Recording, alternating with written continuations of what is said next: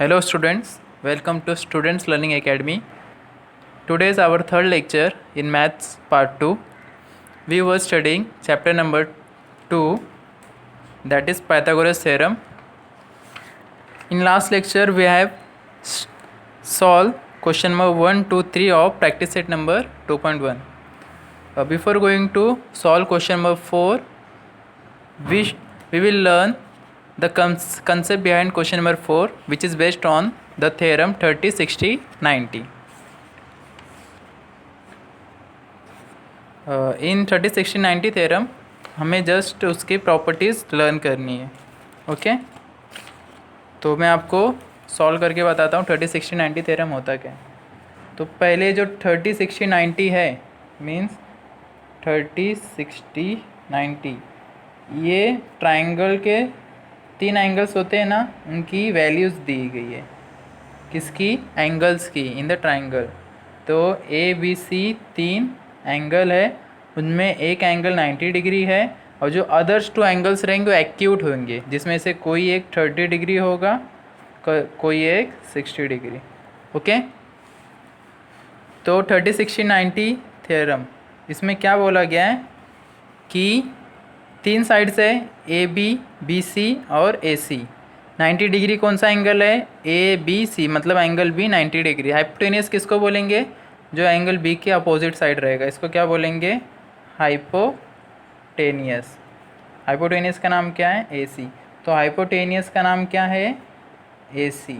Okay, base का नाम B C, base का नाम क्या है? B C. और हाइट का नाम, हाइट मतलब जो परपेंडिकुलर होता है, ए बी. अब 30, 60, 90 थ्योरम का पहला पॉइंट देखेंगे. 30, 60, 90 थ्योरम कब अप्लाई करेंगे? जब ट्राइंगल की तीनों एंगल्स 30, 60 और 90 डिग्री हो. ठीक है, तो 30 डिग्री के अपोजिट साइड क्या है? बी सी.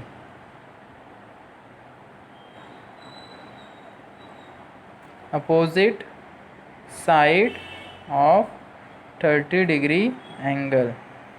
जो साइड है अपोजिट किसके? 30 डिग्री के अपोजिट वाला, उसका नाम क्या है? B C. इसका वैल्यू क्या रहेगा?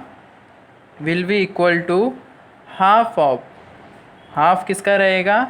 हाइपोटेनियस का. किसका? हाइपोटेनियस. हाइपोटेनियस का नाम क्या है? ए सी. तो नॉर्मली लिख दो B C will be equal to half of A C. A C क्या है? हाइपोटेनियस है. बी सी क्या है? 30 डिग्री के अपोजिट साइड. ये पहला पॉइंट हो गया. सेकंड पॉइंट क्या है? Opposite side of 60 degree. Opposite side of 60 degree angle.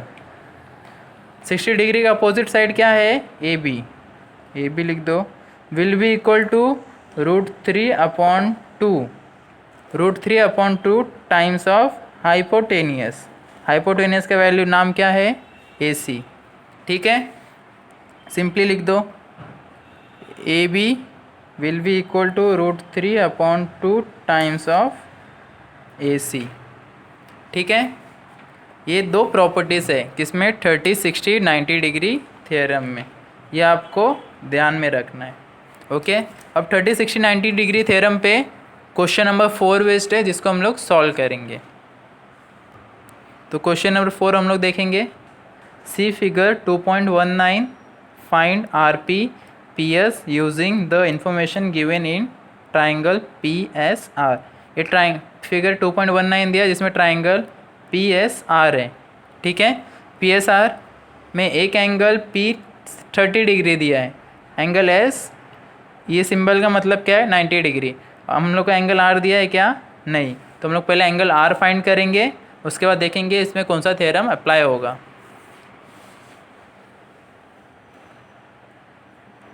Question number 4, triangle का नाम क्या है? P S are.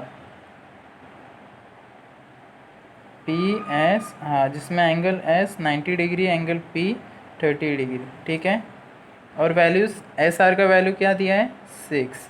ओके, तो सबसे पहले एंगल में ट्राइंगल में कितने एंगल्स होते हैं? 3, और तीनों एंगल का समेशन कितना होता है? 180 डिग्री है। तो आपको पता रहेगा किसी भी ट्राइंगल के तीनों एंगल का सम कितना होता है? 180 डिग्री।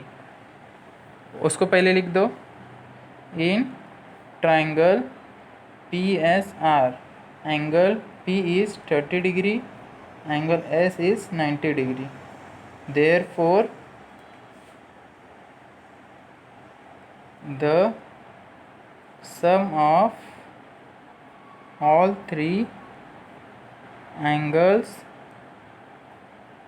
of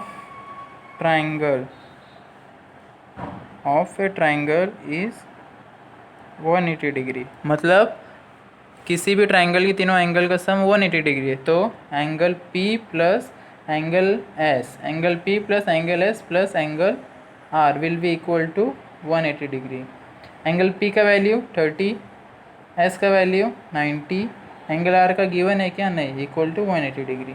एंगल R को अकेला रखो 180, 30 और 90 इस साइड प्लस में उस साइड लेके जाओ, -30 -90।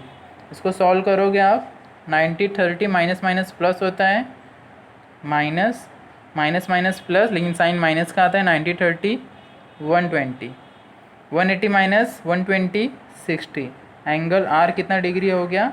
60। तो आप लोग देखोगे एंगल PSR में angle P 30 degree, angle R 60 degree और एंगल S 90 डिग्री।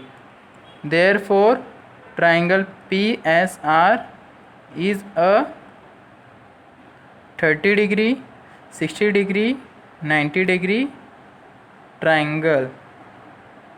मतलब एंगल PSR एक कौन सा ट्राइंगल है? 30 डिग्री, 60 डिग्री, 90 डिग्री। मतलब इससे हम लोग कौन सा थ्योरम यूज़ कर सकते हैं? 30 60 90। Therefore by using 30 degree, 60 degree, 90 degree theorem, ठीक है। तो 30 डिग्री, 60 डिग्री, 90 डिग्री थ्योरम हम लोग यूज़ करेंगे। तो 30 डिग्री में क्या बताया गया है? जो एंगल 30 डिग्री के अपोजिट का साइड है, कौन सा है? SR। डायरेक्ट लिख रहा हूँ हाँ आप लोग, लेकिन पहले लिखोगे, सबसे पहले क्या लिखोगे? दोनों प्रॉपर्टीज़। क्या?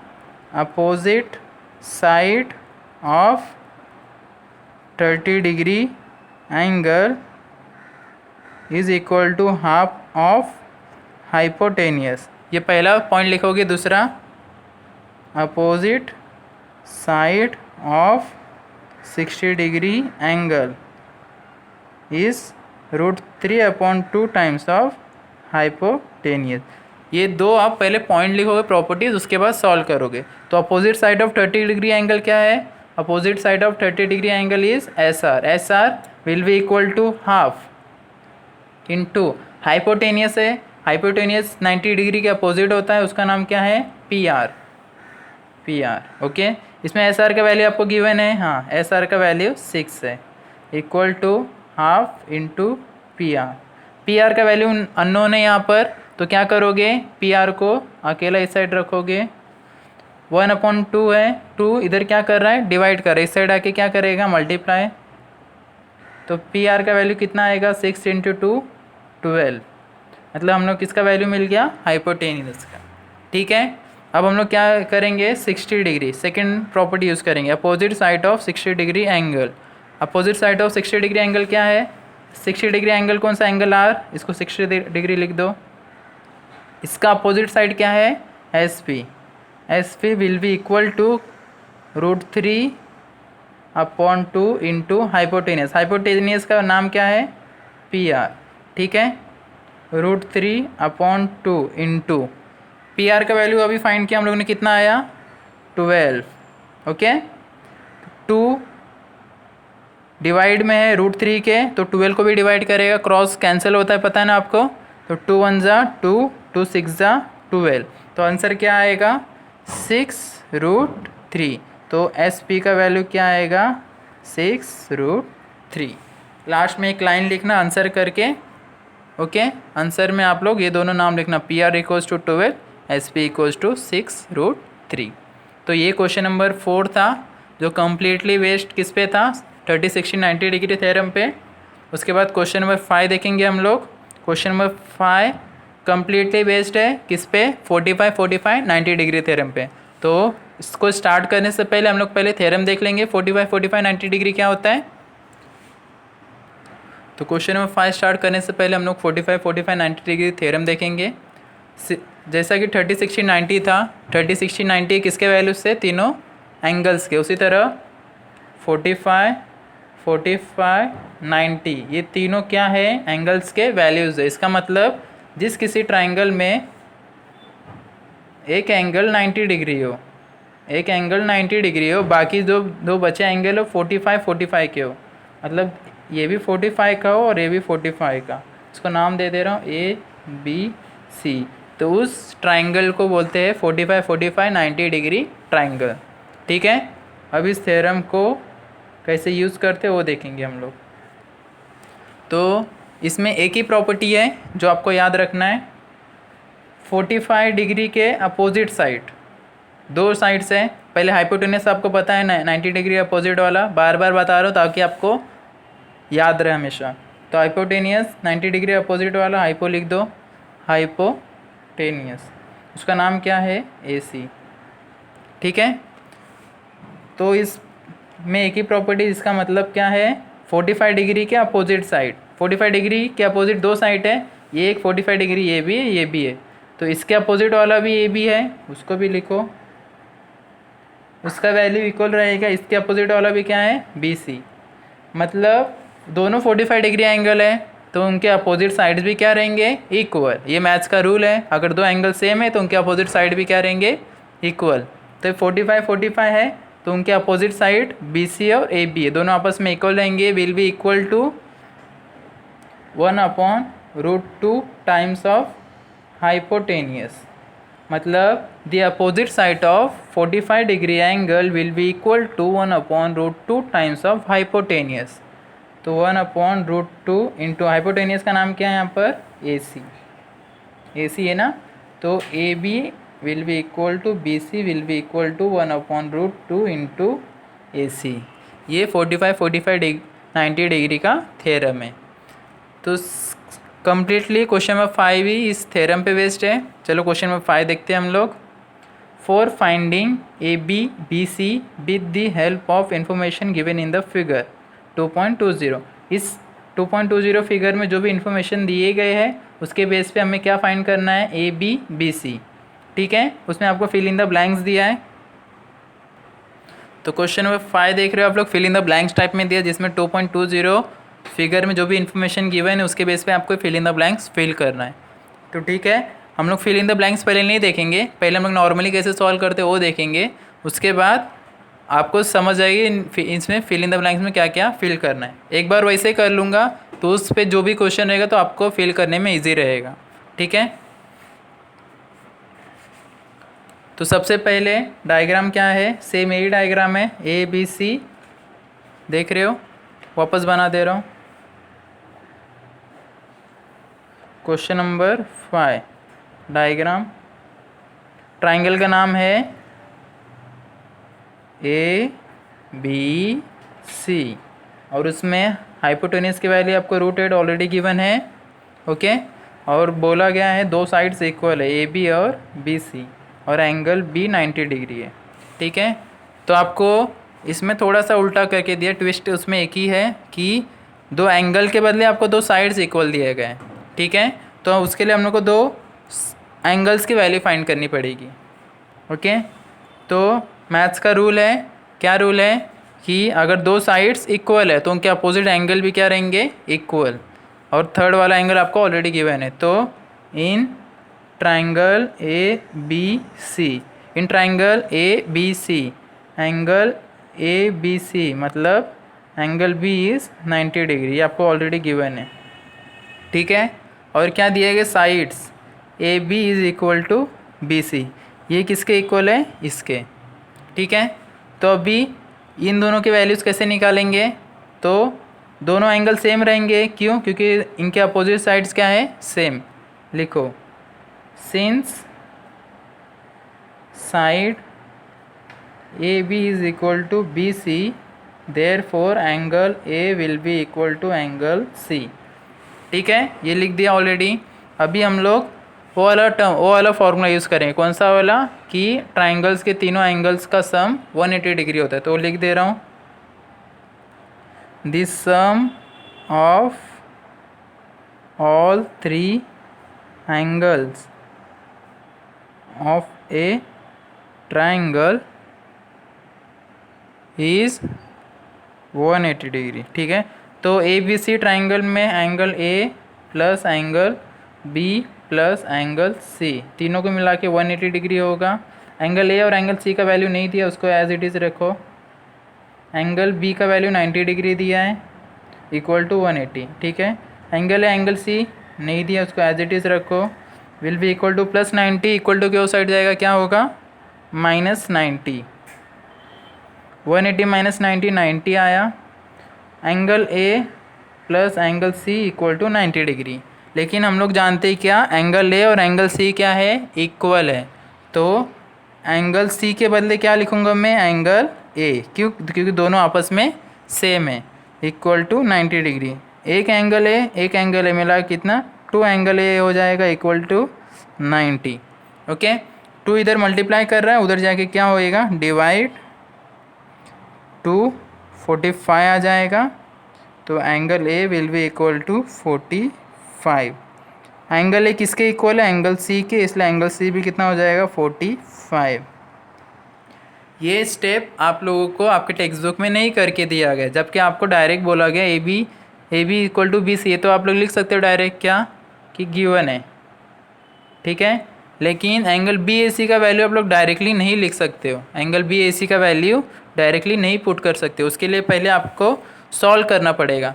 आप लोग ये सोल्यूशन देख चुके हो, तो आप लोग इजीली इसको बता सकते हो। क्या? अगर दोनों साइड्स इक्वल है तो उनके अपोजिट एंगल भी इक्वल होंगे। ठीक है, आप लोग फिल इन द ब्लैंक्स में सिर्फ दिया रहेगा, आप लोग डायरेक्ट वैल्यू लिखो। अगर फिल इन द ब्लैंक्स में नहीं दिया रहेगा तो इस तरह सॉल्व करके लिखो। ठीक है, तो अब हम लोग क्या निकाल दिए? वैल्यूज़ किसके? एंगल्स के। तो हम लोग का एक fill in the blank complete हो गया, दूसरा कंप्लीट हो गया। अब आते हैं तीसरे पे, जो बहुत इंपॉर्टेंट है।